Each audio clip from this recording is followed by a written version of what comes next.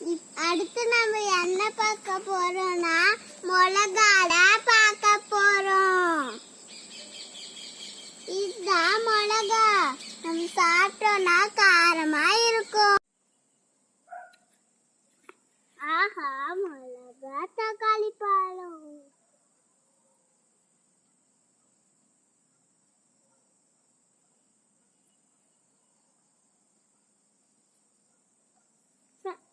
ஒன்னு சொல்ல மறந்துட்டேன். இதுதான் மிளகா தக்காளி பழம்.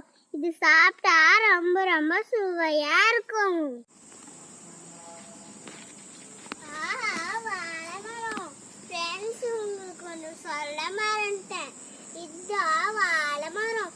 இது சாப்பிட்றதுக்கு ரொம்ப பிளேட்டா உதவி பண்ணும்.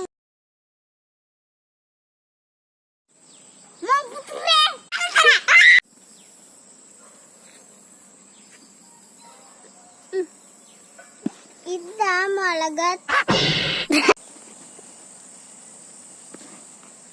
ஆஹா, மிளகா தக்காளி பழம். ஃப்ரெண்ட்ஸ், உங்களுக்கு ஒன்று சொல்ல மறந்துட்டேன். இந்த மிளகா இதுதான். இந்த வீடியோ உங்களுக்கு பிடிச்சிருந்தா லைக் பண்ணுங்க, ஷேர் பண்ணுங்க, மறக்காம சப்ஸ்கிரைப் பண்ணுங்க, பெல் ஐக்கனை கிளிக் பண்ணுங்க. பாய் ஃப்ரெண்ட்ஸ், பாய்.